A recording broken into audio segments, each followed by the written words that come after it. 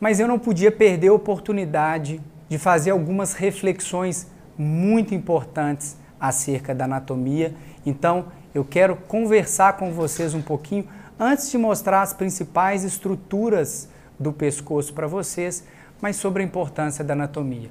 Vocês viram nós falando muito sobre isso aqui, que a anatomia é libertadora, e de fato é, né? A gente sabe que é a principal disciplina, não só do ponto de vista da cirurgia, mas da odontologia de maneira geral, porque a partir do conhecimento dela é que vocês vão se tornar profissionais seguros e altamente eficazes em relação às técnicas que vocês estão se propondo a fazer.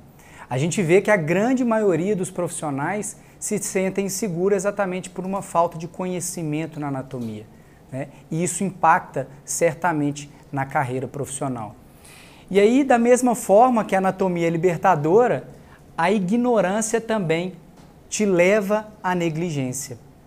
Então, o fato de vocês desconhecerem a anatomia, cada vez mais vai colocá-los em situações de risco, o paciente em situação de risco. Então, da mesma forma que a anatomia te liberta, a ignorância te torna um profissional negligente. Da mesma forma que o conhecimento te dá prudência. À medida que a gente vai tendo conhecimento, a gente vai agregando conhecimento, a gente vai estudando anatomia, a gente vai aprendendo, nós vamos nos tornando profissionais mais prudentes. E aí eu queria mostrar para vocês uma curva que eu criei, coloca no slide aí, por favor, que faz uma correlação entre técnica versus conhecimento. Isso aqui é fundamental para que vocês, muitas vezes no início da carreira, não tenha tanta dimensão disso que eu vou falar para vocês, mas até para colocar um pouco de calma, tá? Da mesma forma que existe uma curva de formação técnica, e é essa primeira curva que eu coloquei para vocês, onde alguns pontos na formação de vocês vão ser essenciais para o desenvolvimento técnico. E aí eu estou falando tanto que vocês são tecnicamente aptos a fazer um procedimento com excelência.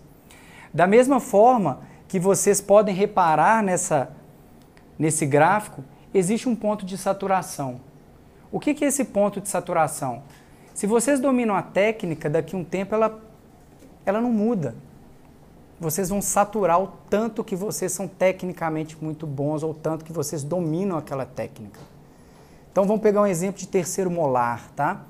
Claro que vocês vão passar por uma curva de aprendizado, onde no início vocês vão ter uma série de dificuldades técnicas, mas com o tempo vocês vão desenvolvendo habilidades e aí vocês vão chegar num ponto de saturação porque vocês atingiram, de fato, a excelência técnica. Em contrapartida, existe uma reta em relação ao conhecimento. O conhecimento, especialmente do conhecimento anatômico e tudo isso que a gente vai conversar com vocês nas próximas semanas, é o que vai levar vocês a serem profissionais prudentes. É o conhecimento. Isso a gente nunca vai parar de aprender. Isso vai ser eterno. Então vocês vão vir muitas vezes fazer treinamentos com a gente, vão aprender aqui com a gente a parte técnica, vão sair daqui muito bons naquela curva. Às vezes um curso da Maxilo te aprimorou uma ou outra técnica, você saiu daqui melhor, vem um outro curso, vem a formação continuada em relação à parte técnica, até que vocês saturam, mas o conhecimento, ele é uma reta. E por que eu falo isso para vocês? Porque a grande maioria das pessoas pensam que o melhor cirurgião é aquele que opera mais. O melhor cirurgião é aquele que indica melhor as suas cirurgias. E na grande maioria das vezes vocês vão perceber que indicar um procedimento cirúrgico passa por um conhecimento anatômico muito grande, até para contraindicar. Então, no final das contas, essa balança ela vai ser muito guiada, volta no slide para mim, por favor, de acordo com risco-benefício. A balança do risco-benefício, como vocês podem ver, nessa base dessa pirâmide, envolve anatomia. Se eu não sei a anatomia da região que eu vou operar, como que eu vou dosar risco-benefício? Isso é fundamental, pessoal, e isso é uma constante, tá? Então, ao longo do tempo, vocês vão perceber muitas vezes, o Michel, por que o Michel, toda cirurgia que ele entra, ele termina? Não é porque ele tem 20 anos, 30, 40, 50 anos de carreira que o tornou tecnicamente melhor, mas é porque o diagnóstico dele hoje é preciso. Ele sabe prever complicações, ele sabe avaliar se aquele paciente tem condição de ser operado. Então, dentro de um pool para a gente indicar uma cirurgia, eu tenho uma série de disciplinas que são fundamentais para que eu faça um procedimento do início ao fim com segurança. Anatomia é a base disso tudo, tá? Anatomia, semiologia. Então, tudo isso, essa balança de risco-benefício envolve anatomia. E eu queria que cada um de vocês que está em casa e hoje, mais de 2.000 pessoas nos acompanhando aqui, até além do horário que havíamos combinado, mas que vocês entendessem um pouquinho do que eu estou falando para vocês. Não dá para ser profissional de excelência se não tiver conhecimento anatômico, ok? E abaixo disso aí, olha, se eu tenho conhecimento anatômico, eu vou entender até a minha dificuldade técnica. Eu sei anatomia, agora qual que é a minha dificuldade em relação à cirurgia também com base na anatomia? Eu preciso avaliar a idade e gênero do paciente. Claro que um paciente jovem, ele recupera muito mais fácil do que um paciente idoso. O paciente mais velho tem osso muito mais cortical do que um paciente jovem. As complicações quando acontecem no paciente idoso é muito mais difícil.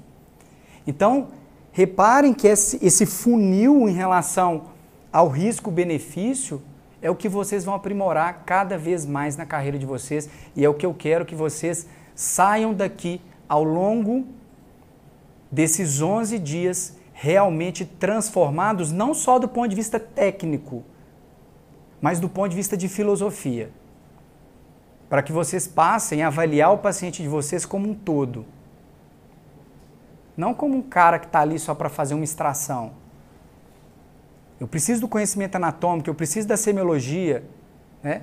Às vezes as pessoas ficam, o paciente tem doença hepática, extrapolando um pouquinho, mas, nossa, então eu não posso usar anestésico local, não posso usar paracetamol porque é hepatotóxico. Tá, mas será que um paciente com doença hepática, ele está apto a fazer um procedimento cirúrgico? Porque provavelmente, dependendo do grau de comprometimento do fígado dele, vai ter problema de coagulação. Vitamina K é produzida pelo fígado. A partir dela é sintetizada fatores de coagulação. Será que então o fígado doente produz fator de coagulação? Então, antes da gente pensar lá na prescrição pós-operatória, a base é isso aqui que vocês estão aprendendo hoje. E a gente fica muito, muito feliz, não só de levar um conhecimento anatômico de excelência para vocês no Brasil e no mundo inteiro, mas especialmente para aproveitar essas oportunidades para fazer um pouquinho de reflexão da importância da anatomia. E hoje nós temos visto uma quantidade de complicações, por quê? Porque não fez isso aqui, ó, não dosou risco-benefício. E quando a gente joga tudo isso na balança, volta para o slide, quando eu entender que o risco é maior do que o benefício, eu vou fazer o quê? Eu vou preservar, eu vou acompanhar esse paciente.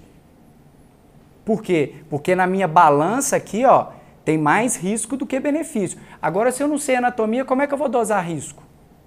Se eu não sei nem qual região que eu estou operando. Então, a minha balança fica completamente... eu não consigo mensurar, de fato, os meus riscos, né? Da mesma forma, se eu entendi que o benefício supera o risco, beleza, eu vou fazer a minha cirurgia, mas eu vou orientar o meu paciente em relação às complicações que ele pode ter. E na grande maioria das vezes, como vocês viram em aulas brilhantes aqui antes, a maioria das complicações, elas estão relacionadas à anatomia. E eu queria que vocês gravassem uma coisa que é muito importante. Tudo que você não combina com o paciente antes, e ele tem uma complicação depois, vira uma desculpa.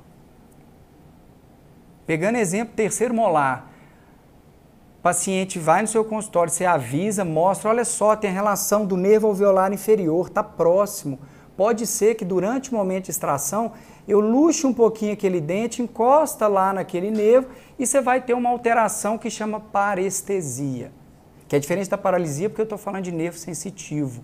Paralisia motora, nervo alveolar inferior é nervo sensitivo.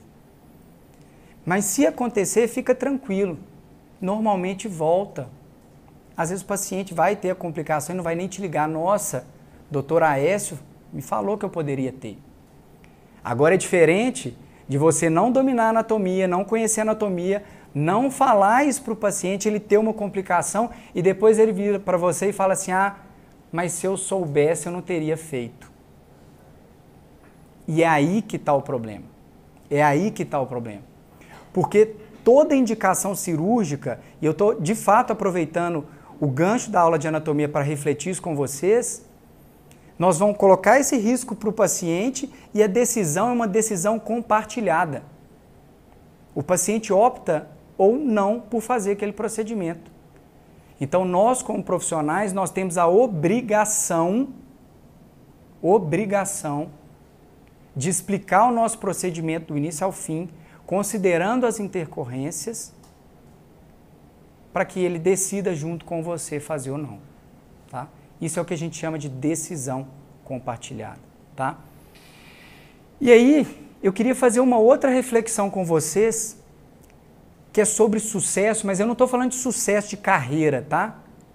Eu estou falando do sucesso na visão do seu paciente em relação ao seu tratamento.